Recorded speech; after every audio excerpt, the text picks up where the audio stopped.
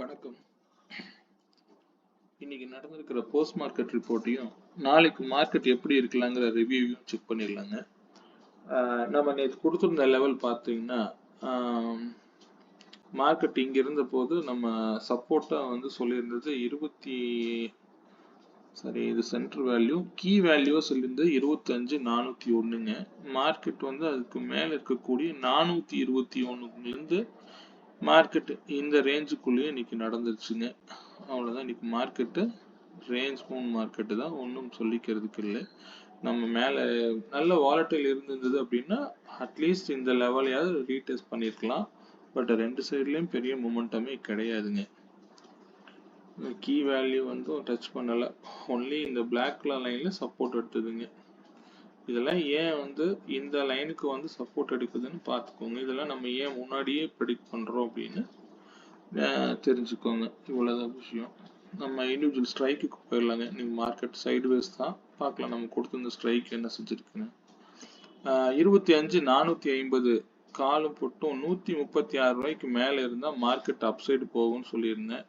இங்கே புட்டு சைடு 136க்கு கீழே விழுந்துருச்சு. ஆனால் இங்கே மேலே க்ளோஸ் வச்சு பெரிய அளவில் மொமெண்டம் கொடுக்க முடியல. காலையிலேயே இந்த ஹையவே அங்கேயே பிரேக் பண்ண முடியல. இதில் இருந்து தான் மார்க்கெட்டு. ஸோ ரெண்டு பக்கமும் மார்க்கெட் கீழே தான் இருக்குது. அப்போ என்ன அர்த்தங்க? சைட்வேஸ் மார்க்கெட்டுன்னு அர்த்தங்க. இந்த சைட்வேஸ் மார்க்கெட்டில் வந்து நீங்கள் உள்ளே போனீங்க அப்படின்னா போகிறதே யூஸ் இல்லைங்க. பெரிய ப்ரீமியம்லாம் இருந்திருக்காது.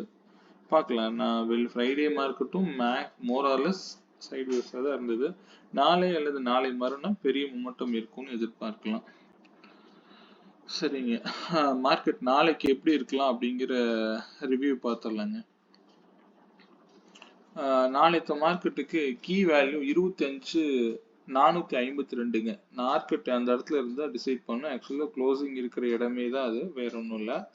ஸோ அந்த இடத்துல இருந்து மார்க்கெட் அப்சைடு போனால் 25,508 வரைக்கும் ஃபர்ஸ்ட் ரெசிஸ்டன்ஸாக ஆக்ட் ஆகும். அதுக்கு மேலே போனால் 25,572ங்க. இதனுடைய ஃபர்ஸ்ட் சப்போர்ட் பார்த்தீங்கன்னா 25,389, அடுத்த சப்போர்ட் 25,325ங்க. So medium. இதனுடைய கீ வேல்யூ மார்க்கெட் அந்த இடத்துல இருக்கும்போது உங்களோட முடிவு எடுத்துக்கோங்க.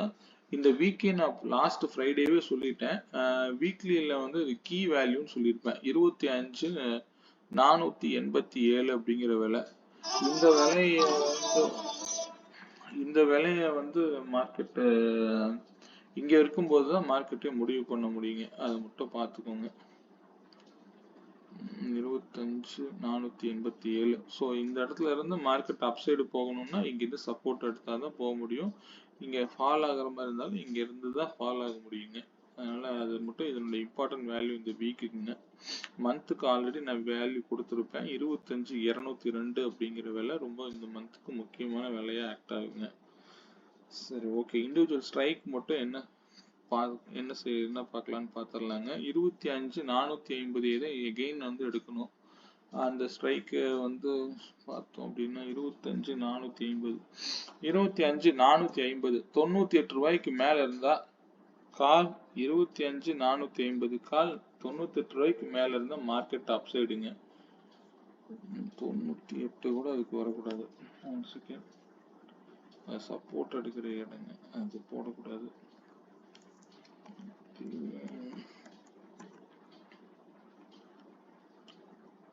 இதை நோட் பண்ணிக்கோங்க.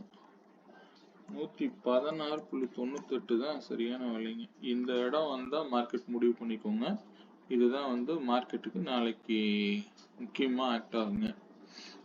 116.98 ரூபாய்க்கு 98 மேல இருந்தா 117 ரூபாய்க்கு மேல இருந்தா மார்க்கெட்டு அப்சைட்ல இருக்கும்.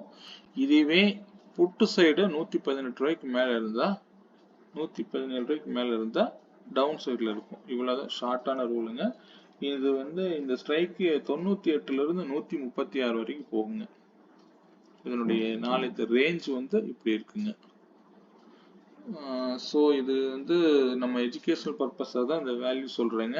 இது ஏன் எடுக்கிறேன், எப்படி எடுக்கிறேன்னு இது எல்லாம் நம்மளால ஈஸியாக கண்டுபிடிக்க முடியும். ஸோ மார்க்கெட்டுங்கிறது மேக்ஸுங்கிறது மட்டும் சொல்லிக்கிறேங்க. ஓகே, நன்றி, வணக்கங்க. நாளை பார்க்கலாங்க. தேங்க்யூ.